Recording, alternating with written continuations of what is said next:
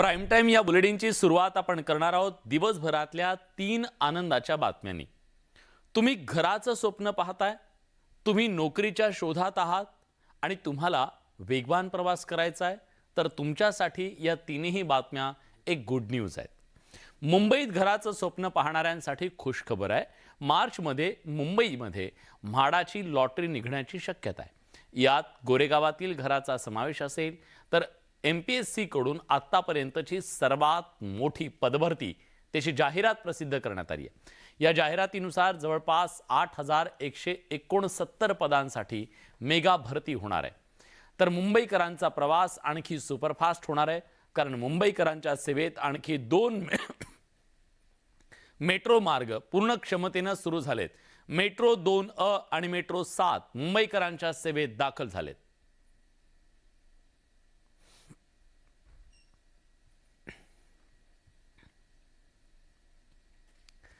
मुंबईकरांचा प्रवास हा वेगवान असतोच, पण तो अधिक वेगवान करणाऱ्या मेट्रो मुंबईकरांच्या सेवेत दाखल झाल्या।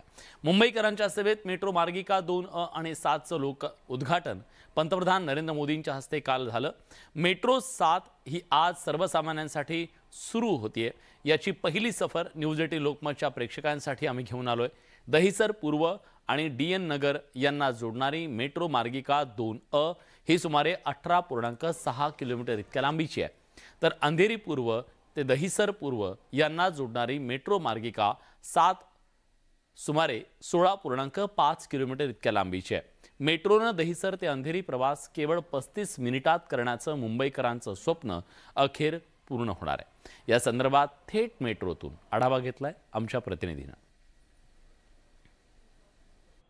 मुंबई मेट्रोची अनेक दिवसांची प्रतीक्षा ही मुंबईकरांची संपलेली आहे। काल मोदींनी या मेट्रोचं लोकार्पण केलेलं आहे आणि सध्या आपण या मेट्रोतनं प्रवास करतोय। विविध सुविधांनी सज्ज असणारा हा गारेगार प्रवास असणार आहे। काय सांगाल, कसं वाटतंय? वेगळा अनुभव आहे। मेट्रोचं जाळं आता मुंबईवर पसरणार आहे। ये जो मेट्रो ये दहिसर से लेके अंधेरी तक का हो गया है, बहुत अच्छा है बेनिफिट्स, और अब सब लोग खुश हैं। मुंबई में एक खुशहाली हुई है कल से ओपनिंग होने के बाद, और हम चाहते हैं कि ऑल ओवर मुंबई में मेट्रो सब जगह पे मेट्रो चालू हो जाए और इसका बेनिफिट सबको मिले। नक्कीच, तर आपण बघतोय ह्या मुंबई मेट्रोच्या मार्गिका ज्या आहेत तीनही मार्गिका जोडण्यात आल्या आहेत। अद्ययावत असे हे डोअर्स असणार आहेत। मेट्रो मार्गिका 2A आणि 2-7 यांच्यामुळे दहिसर पूर्व ते DN नगर अंधेरी हा संपूर्ण प्रवास केवळ 35 मिनिटात शक्य होणार आहे। सगळ्यात महत्त्वाचं म्हणजे मेट्रोच्या तिन्ही मार्गिका या एकमेकाला जोडलेल्या असणार आहेत।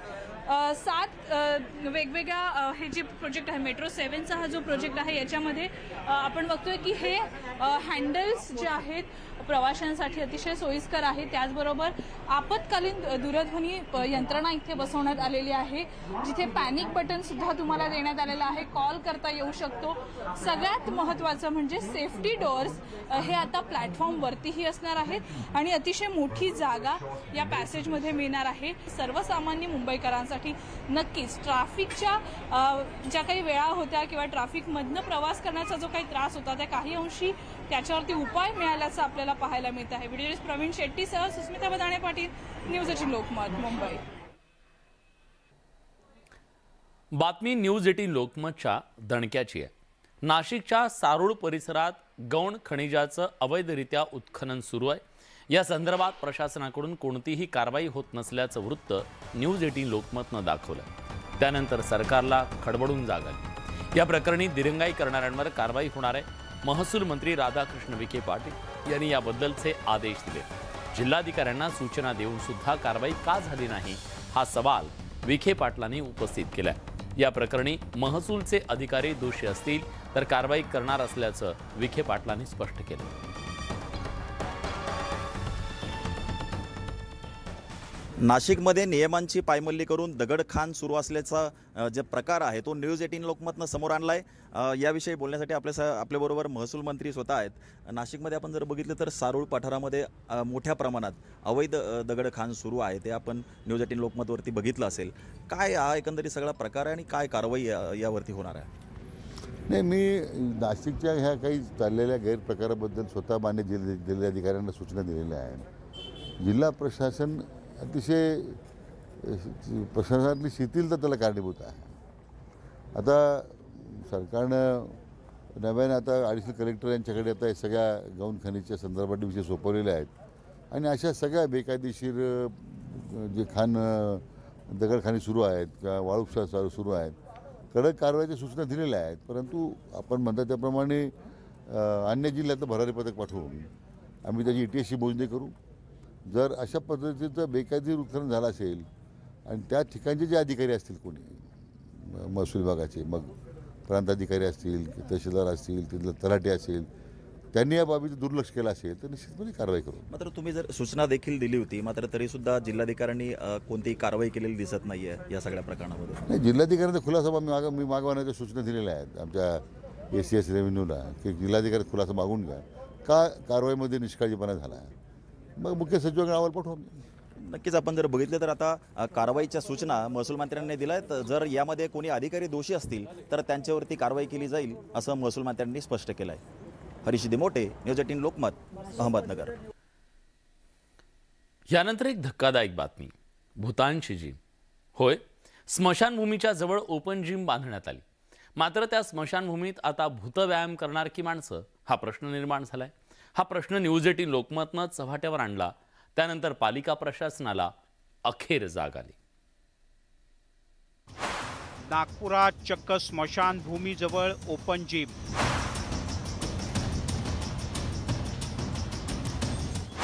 स्मशानभूमीजवळ व्यायाम करणार कोण?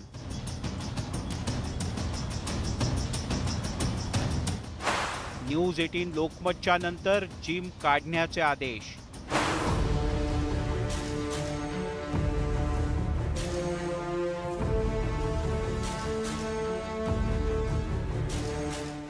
तुम्ही कधी भूताची जिम पाहिले का? आता तुम्ही म्हणाल तुम्ही अंधश्रद्धाळू आहात का? तर तसं नाही. नागपुरातल्या गंगाबाई स्मशानभूमीच्या जवळ चक्क ओपन जिम तयार करण्यात आलं होतं. आता या स्मशानभूमीच्या जवळ जिम कुणी बांधलं याची उत्तरं शोधायला आम्ही महापालिकेत गेलो आणि त्यांनाही माहिती नाही की इथे जिम बांधलं कुणी. गंगाबाई घाट आमच्या अंडरमध्ये आहे, परंतु नागपूर महानगरपालिकेने ग्रीन जिम तिथं लावलेली नाही आहे. मी झोनमधूनही चौकशी केली, DPDC फंडातूनही लावल्या गेलेली नाही आणि उद्यान विभागाकडून पण लावल्या गेलेली नाही. स्मशानातल्या या जिमची नागपुरात जोरदार चर्चा आहे. नागपूरकरांनी थेट उद्यान विभागात फोन करून या जिमच्या बद्दल विचारणा केली. शेवटी पालिकेनं आता हे जिम काढून टाकण्याची घोषणा केली आहे. तर आता आम्ही आमच्या कंत्राटदाराला ती ग्रीन जिम काढायला सांगितले. तिथून एकूण 4 इन्स्ट्रुमेंट आहेत आणि ते नुकतीच लावलेले दिसू राहिले. एखाद महिनाही नसेल झाला त्याला. तर ती काढण्याची कारवाई आम्ही तातडीने कंप्लीट करू. विकास कामांसाठी कोट्यवधी रुपयांचा निधी लागतो, पण बिंडोक लोकांच्या हातात पैसा आणि योजना दिल्यानंतर काय होतं याचा अफलातून नमुना या स्मशानातल्या जिमच्या निमित्तानं पाहायला मिळालाय. न्यूज 18 लोकमतनं ही बातमी लावल्यानंतर जे आहे ते प्रशासन खळबळून जागं झालं. ही जिम नागपूर महानगरपालिकेनं लावली नसली तरी ती ज्या परिसरात लावलेली आहे ती नागपूर महानगरपालिकेची जागा आहे आणि तिथून ती जिम तात्काळ हटविण्याचे आदेश जे आहे ते मनपा प्रशासनाने दिले आणि इथून पुढे ज्यांनी ही जिम लावली असेल, मग तो कॉन्ट्रॅक्टर असेल किंवा संबंधित यंत्रणा असेल, त्यांच्यावर कारवाई देखील करणार असल्याचं चौर पगार सर यांनी सांगितलेलं आहे. व्हिडिओ जर्नलिस्ट प्रशांत मोहितेसह उदय तिमांडे, न्यूज 18 लोकमत, नागपूर. शिवसेना आणि धनुष्य बाणावरील केंद्रीय निवडणूक आयोगात सुरू असलेली सुनावणी पुढे ढकलण्यात आली आहे. निवडणूक आयोगात शिवसेना आणि धनुष्यबाण नेमका कुणाचा याबाबत कोणताही निर्णय आज झाला नाही. सोमवारी 23 जानेवारीपासून 30 जानेवारीपर्यंत दोन्ही गटांना लेखी उत्तर देण्याचे आदेश निवडणूक आयोगाने दिले. लेखी उत्तर मिळाल्यानंतर आयोग पुढची कार्यवाही करणार आहे. विशेष म्हणजे 23 जानेवारी रोजी उद्धव ठाकरेंचा पक्षप्रमुख पदाचा कार्यकाळ संपणार आहे. त्यामुळे मूळ शिवसेना नेमकी कुणाची हा पेच आणखी वाढण्याची शक्यता आहे.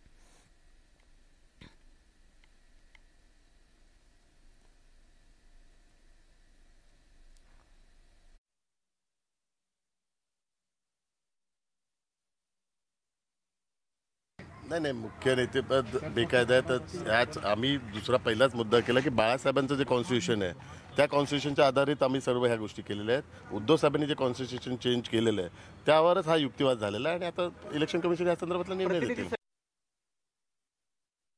की विभाग प्रमुख आमच्या घटनेमध्ये आहेत. आमच्या घटनेमधले विभाग प्रमुख हे फक्त मुंबईचे विभाग प्रमुख आहेत. त्यांनी त्यांची जी लिस्ट दिलेली आहे त्या लिस्टमध्ये 78 विभाग प्रमुख दिलेत जे घटनेमध्येच नाही आहेत. आमच्या घटनेमध्ये जे विभाग प्रमुख दिले ते मुंबईचेच दिलेले आहेत. ज्याप्रमाणे आम्ही साधारण 20 लाखाची मेंबरशिप दिलेली आहे, त्यांनी साधारण 4 लाखाची मेंबरशिप दिलेली आहे. आम्ही जवळपास 3 लाख ॲफिडेव्हिट्स दिलेली आहेत, त्यांनी 0 ॲफिडेव्हिट दिलेली आहेत. त्याच्यामुळे हा सगळा जो काही तुलनात्मक अभ्यास आहे पक्षाचा, जो मोजणी करायचा आहे, हा शिवसेना उद्धव बाळासाहेब ठाकरे यांच्या बाजूने आहे. शिवसेना उद्धव बाळासाहेब ठाकरे पक्षाचे नेते अनिल परब यांनी काय प्रतिक्रिया दिली आपण ऐकलं. त्यांचं म्हणणं आहे की मूळ शिवसेना आमची आहे, केंद्रीय निवडणूक आयोगामध्ये जे काही होईल ते कायद्यानं होईल, अशी प्रतिक्रिया मुख्यमंत्री एकनाथ शिंदेने दिली आहे. तर शिवसेना कुणाची हे सगळ्यांना माहीत आहे असं आदित्य ठाकरे म्हणाले. ते हे होऊ द्या, सुनावणी आहे ना, सुनावणी होऊ द्या. जे काय होईल ते नियमानुसार, कायद्यानुसार, कायद्याप्रमाणे व्हावं अशी आमची अपेक्षा आहे. जे कायद्यानुसार जे आहे आणि नियमानुसार आहे त्या तो निर्णय व्हावा अशी आमची अपेक्षा आहे. आदरणीय हिंदुहृदय सम्राट बाळासाहेब ठाकरे साहेबांच्या सैनिकांची, उद्धव साहेबांची आणि आम्हा सर्व शिवसैनिकांची, जे गेलेत ते गद्दार आहेत, ह्याच्यावर प्रश्न उद्भवतच नाही. पण आज मी थोडक्यात बोलून, उद्या परत नीट डिटेलमध्ये बोलणारच आहे. पंकजा मुंडे नाराज असल्याची चर्चा गेल्या काही दिवसापासून सुरू होती. इतकंच नाही तर उद्धव ठाकरेंच्या शिवसेनेकडून पंकजा मुंडेंनी शिवसेनेत यावं अशी ऑफर सुद्धा दिली गेली. मात्र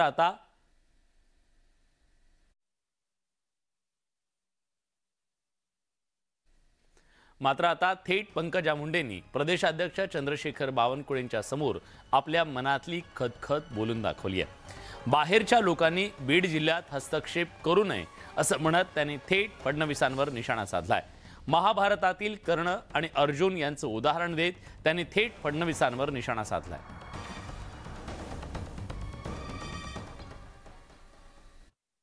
महाभारताचे प्रसंग आहे त्या महाभारतामध्ये, त्याच्यामध्ये अर्जुनाने कर्णाचं युद्ध चालू होतं आणि ते एकमेकांना बाण मारत असतात आणि मग कर्णाने बाण मारल्यावर अर्जुनाचा रथ असा मारायचा असतो. पण मग कर्ण म्हणजे कर्णाला, अर्जुनाला वाटतं आपल्या इथे जाऊन अहंकार आहे. तर जेव्हा कर्णाने बाण मारल्यावर अर्जुनाचा रथ मारत असतो तेव्हा भगवान श्रीकृष्ण म्हणतात, बेटा अर्जुनाला सांगतात की हे जास्त शक्तिशाली होत आहे, कारण स्वतः ईश्वर ज्या रथामध्ये आहे तो रथ सुद्धा तो मागे सरकवू शकतो. हा सत्ता नाही, कुठल्याही पद नाही, कुठल्याही सहकार्य नाही, कुठली साथ नाही, तरीही आमचा एक बाण रथ मागे सरकवू शकतो ही आमची गोष्ट. पंकजा मुंडेंनी शिवसेना प्रवेशावर भाष्य केलंय. या विषयावर प्रदेशाध्यक्ष चंद्रशेखर बावनकुळेंनी बोलावं असं वक्तव्य पंकजा मुंडेंनी केलं. मागील काही दिवसांपासून अलिप्त असलेल्या पंकजांनी खाजगी कार्यक्रमांना येणार नाही, मात्र पक्षाच्या कार्यक्रमाला उपस्थित राहणार असल्याचं स्पष्ट केलं. पंकजा मुंडे पुन्हा सक्रिय. पक्षाबाहेरच्या कार्यक्रमांना जाणं बंधनकारक नाही. अनुपस्थितीवर पंकजांनी स्पष्ट केली भूमिका.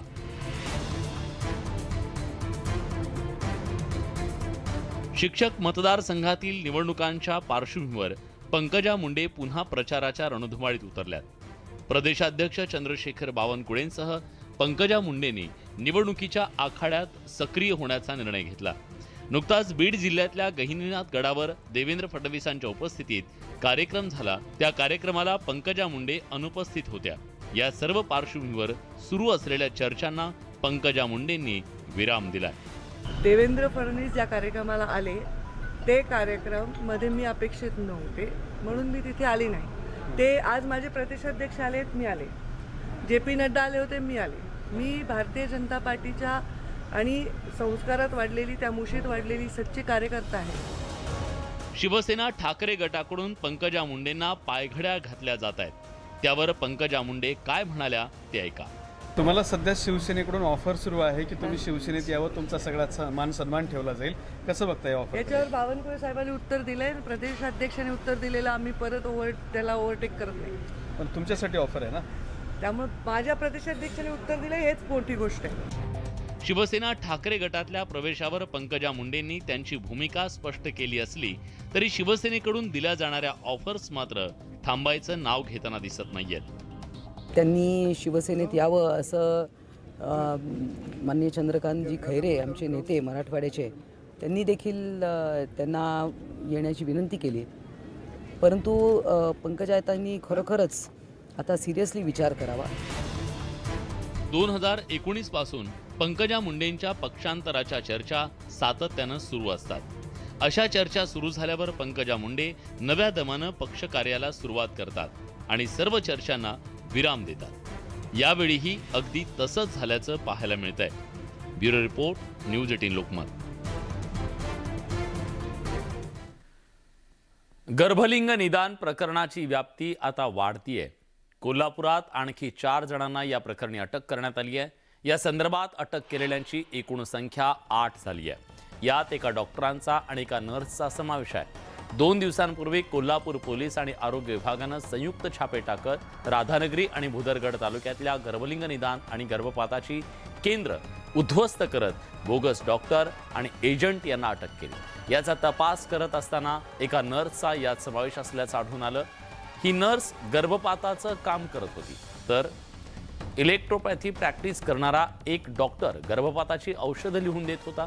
या सगळ्यांच्या मुसक्या पोलिसांनी आवळल्या असून या प्रकरणाची व्याप्ती वाढण्याची शक्यता आहे.